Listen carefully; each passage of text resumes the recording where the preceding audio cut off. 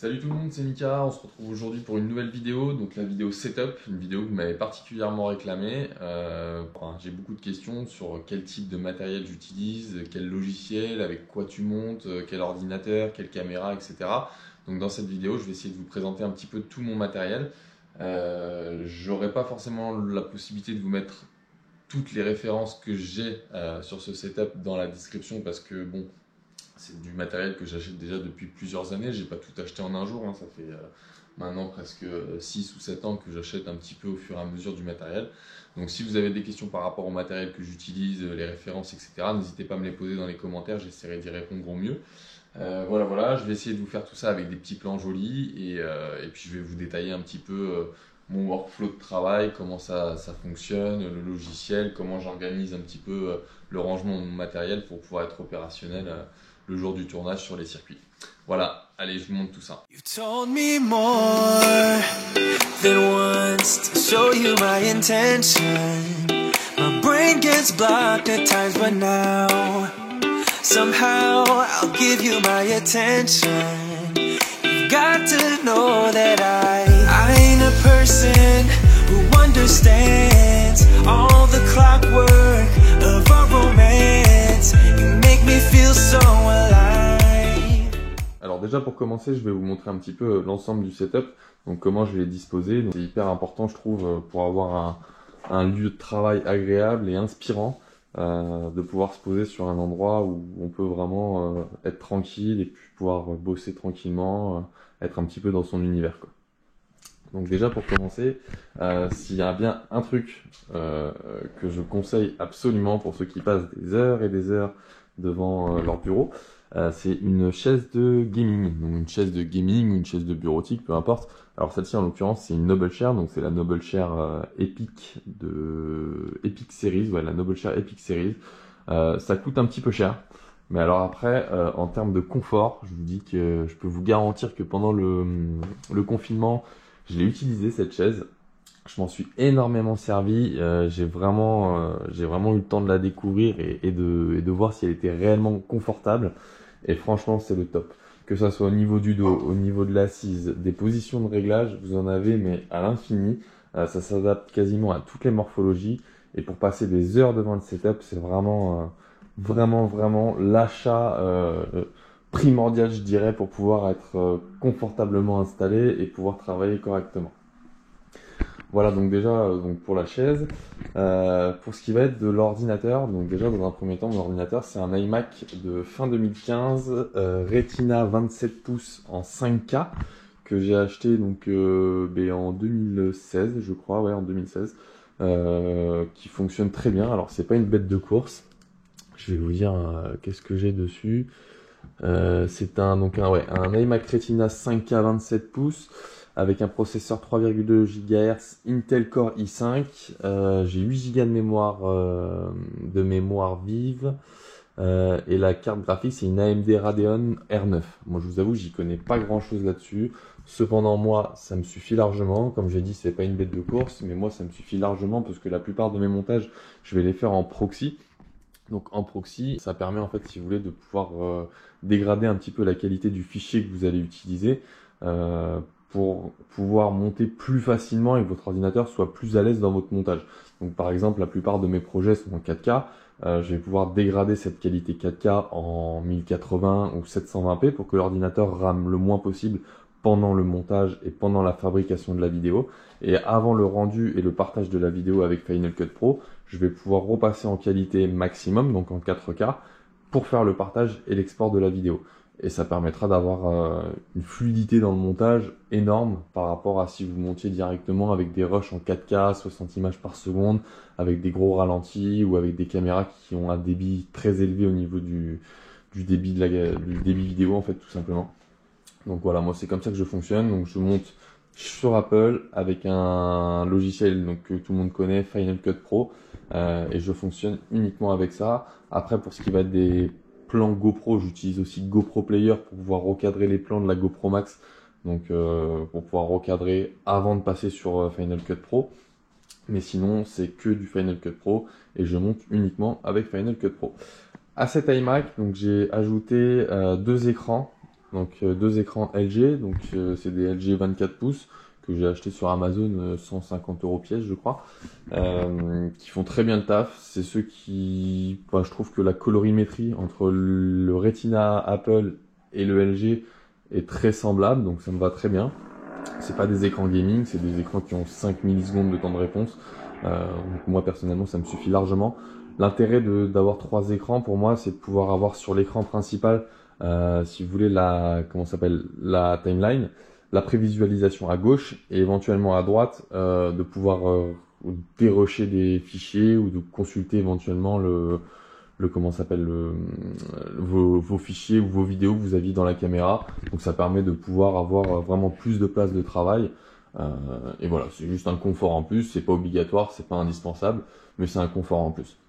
De plus, sur ce setup, j'utilise aussi pour jouer un petit peu donc avec les copains à la PS4 que vous voyez juste ici. Donc cet écran-là me sert beaucoup pour jouer aux jeux vidéo, donc notamment à Call of Duty Warzone. Je pense qu'on y a tous joué pendant le confinement.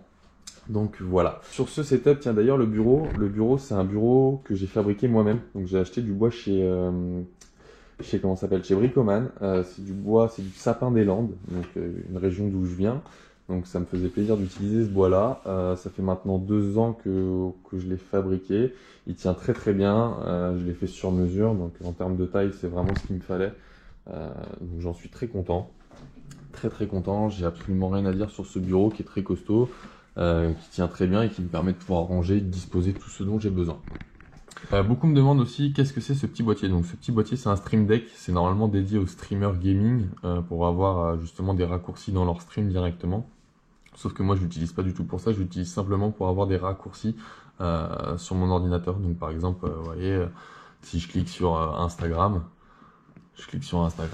hop, ça va m'ouvrir tout de suite mon Instagram avec ma page Instagram directement, sans avoir à passer par internet, etc. Voilà, c'est juste un petit gadget. J'ai eu ça à mon boulot, je me suis dit que c'était sympa, donc je l'ai acheté. Mais c'est vraiment pas, encore une fois, indispensable. Surtout pour le nombre de lives que je fais. Ici, je vais avoir donc un chargeur directement, donc sans fil, donc pour pouvoir recharger mon iPhone, ma paire d'AirPods. Très très très important ça par contre, pour le coup je trouve que c'est vraiment sympa de ne pas avoir besoin de brancher à chaque fois, d'arriver, de juste poser le téléphone. Donc ça c'est plutôt cool.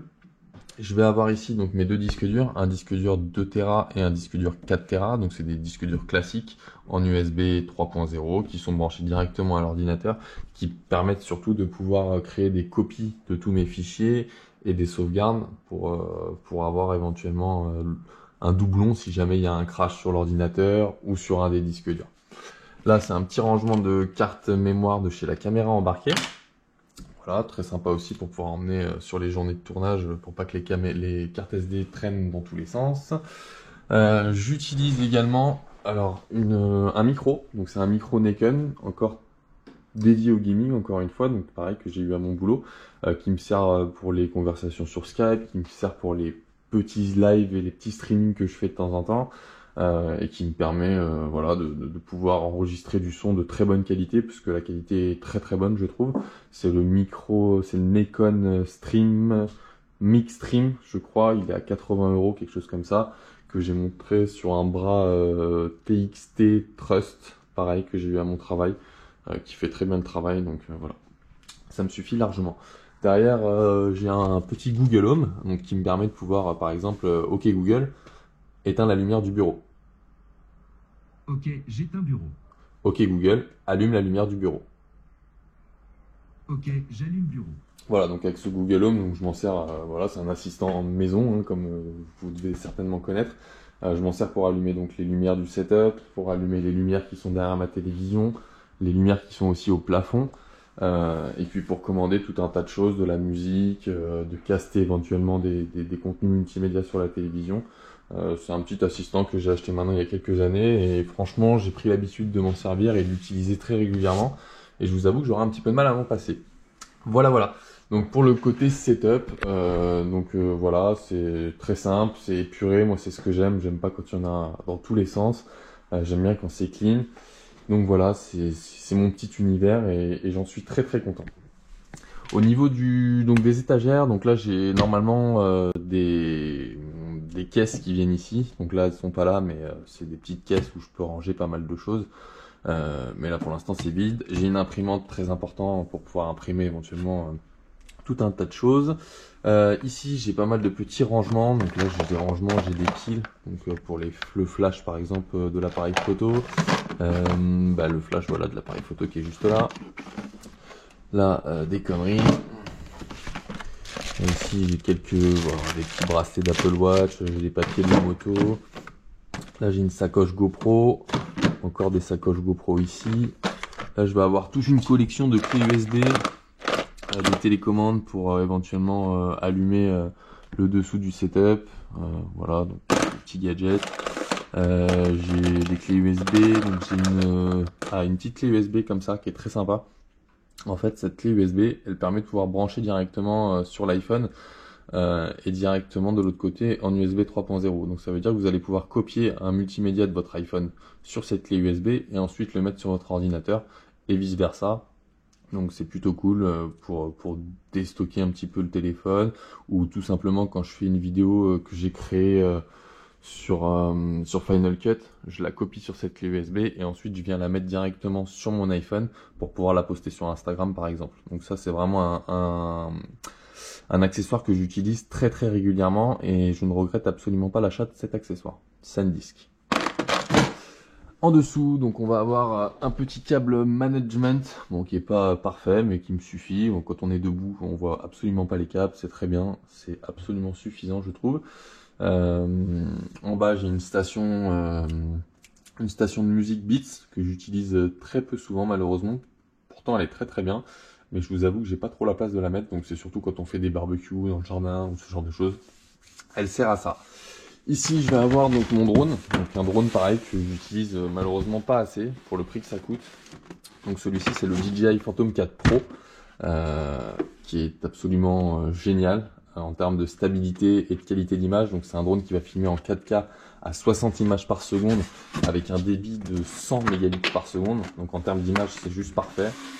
Le seul truc c'est qu'avec les restrictions qu'on a maintenant sur le drone, c'est très compliqué de pouvoir l'utiliser avec sérénité on va dire. Donc bon, j'ai pas envie de m'attirer des problèmes, j'évite de l'utiliser, mais c'est quelque chose que j'aimerais beaucoup utiliser plus. J'essaierai d'ailleurs de cet été de pouvoir filmer sur un circuit, de faire quelques vues aériennes, ça pourrait être vraiment sympa pour ajouter un peu de qualité dans les vidéos moto. Mais bon, pour l'instant, il est là et je l'utilise très très peu. Alors ici, on va avoir donc une petite étagère en plastique très simple sur laquelle voilà, vous avez alim, chargeur, batterie, GoPro et audio. Sur le premier, donc je vais avoir donc tout ce qui va être alimentation, donc ça va être tous mes chargeurs de tous mes appareils, des batteries externes, des câbles de rechargement, des câbles USB-C, enfin vraiment c'est le bordel du chargeur et de l'alimentation. Ici, très important, c'est un tiroir que j'utilise beaucoup. Donc là je vais avoir des cartes SD que je viens d'acheter d'ailleurs, qui sont en rab. Donc c'est ce que je recommande d'ailleurs pour les GoPro. SanDisk 32 Go ou 64 Go, jamais plus, parce que si jamais votre carte SD plante, ça vous évite de perdre tous vos rushs d'un coup. Donc c'est quand même plus safe on va dire. Du 100 mégabits seconde et du classe 3. Avec ça vous êtes tranquille pour toutes les GoPro, que ce soit la GoPro Max, la GoPro 8 ou la GoPro Hero 7, vous aurez aucun souci. Donc là j'ai toutes mes batteries, chargeurs de GoPro qui sont rangés, j'ai quelques petites fixations ici, là-bas j'ai encore des petites conneries pour la GoPro, voilà, donc ça c'est pareil, hein, ça fait partie de mon organisation, c'est très important, j'aime bien quand c'est rangé et quand je sais où tout se trouve. Et là j'ai énormément d'accessoires pour GoPro, donc là par exemple j'ai un dôme pour faire des photos mi-haut mi-terre. J'ai des perches, j'ai des bras, j'ai des housses, j'ai des flotteurs, j'ai des fixations de remplacement pour la GoPro Hero 8 Black ou la GoPro Max. Bon, je vais pas tout vous montrer hein, parce qu'il y en a vraiment beaucoup. Il y a des cadres, il y a des fixations déportées, coudées comme ça, il y a des pinces. J'ai vraiment plein de choses. Dès qu'il y a un nouvel accessoire à la GoPro en général, je l'achète. Donc j'en ai une petite collection. Et pour l'audio, ça va être tout ce qui va être micro. Donc j'ai un micro Rode qui est c'est le premier prix, donc Ça fait le taf, mais c'est pas extraordinaire. Je trouve que le son n'est pas non plus énorme. J'ai un micro de stream aussi ici, donc qui est pas trop mal.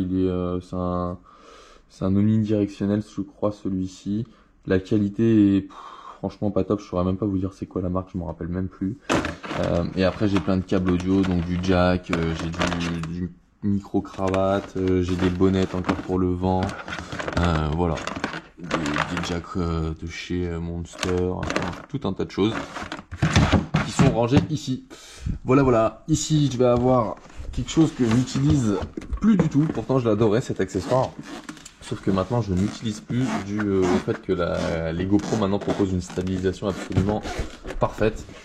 C'est le Karma Grip. Donc ce Karma Grip là qui était vraiment à la sortie du produit, qui était vraiment une superbe innovation et qui permettait d'avoir des plans hyper coolés, hyper propres. Voilà, donc maintenant on va dire grâce à la super stabilisation que GoPro propose, je ne l'utilise plus du tout. Voilà. Mais je le garde en souvenir parce que c'est un bel accessoire et que j'aime pas trop vendre mon matériel, donc j'aime bien garder. Voilà. Ici, on va retrouver donc mon casque que j'utilise, donc c'est un Astro A40 que j'utilise donc pour le montage et à la fois pour le gaming. Donc j'en ai deux. J'ai un Astro A40 comme ça que j'utilise donc principalement pour le montage, que je branche directement en jack, et aussi à la manette de ma PS4 quand je veux jouer vraiment de manière très simple.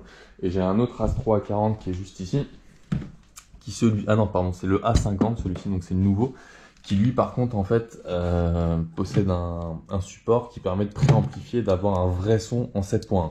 Donc celui-ci je l'utilise quasiment que pour regarder des films et des séries, parce que je joue plus maintenant sur ma télévision, parce que c'est un petit peu plus...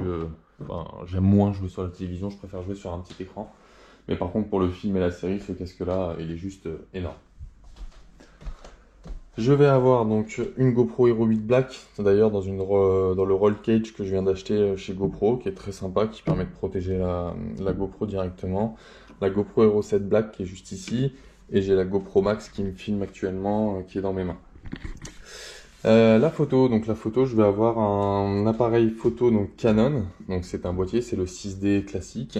Dessus j'ai un 50 mm f1.8 avec un 70-200.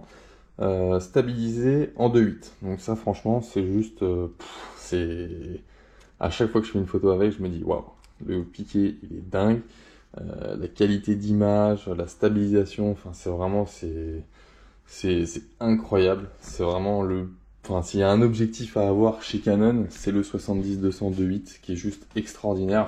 Alors ouais, ça coûte très cher, mais c'est un truc que si vous achetez, vous allez le garder à vie ce truc, quoi. C'est vraiment, pour moi c'est l'objectif quand j'utilise mon appareil sur circuit. Je n'utilise que celui-ci, le 50 f1.8, je l'utilise même plus. J'utilise vraiment que celui-là. La qualité d'image, tout, c'est juste incroyable.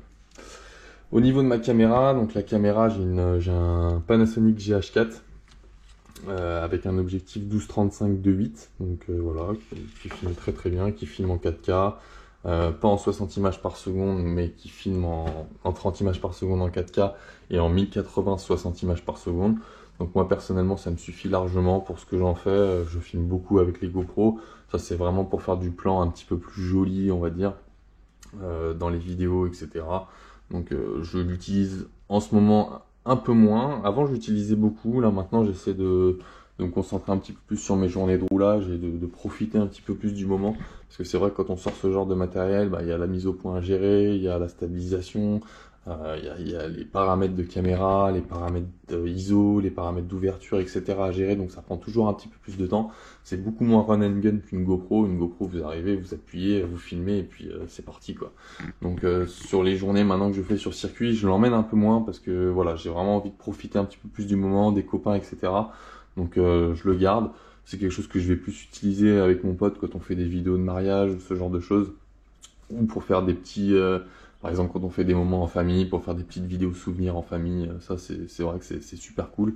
Je l'ai couplé à un DJI Ronin SC, donc pareil, qui est juste une tuerie en termes de stabilisation et en termes de programmation et de mode. Donc ça c'est vraiment cool. D'ailleurs, je vous ai fait pas mal de plans du setup avec le Ronin SC et le GH4. C'est vraiment un super jouet, un super combo. Alors c'est un beau jouet effectivement, mais c'est vrai que toute la journée c'est très lourd.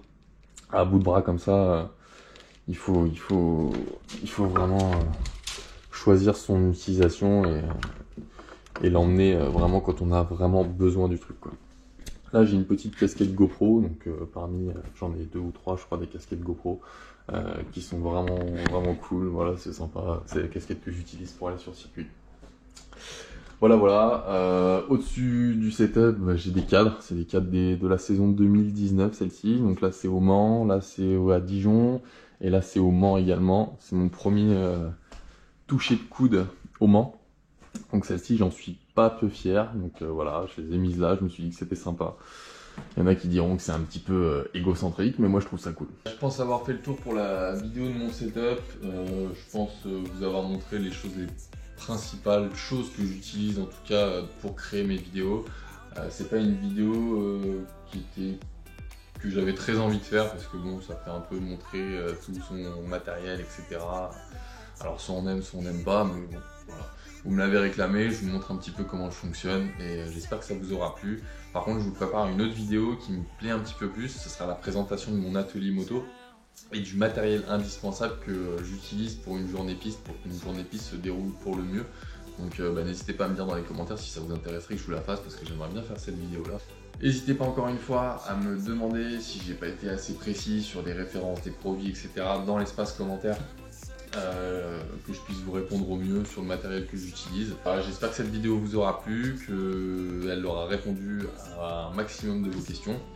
Sur ce, je vous souhaite une très bonne fin de journée et je vous dis merci d'avoir regardé la vidéo. Pensez à vous abonner et on se dit à plus tard. Ciao ciao.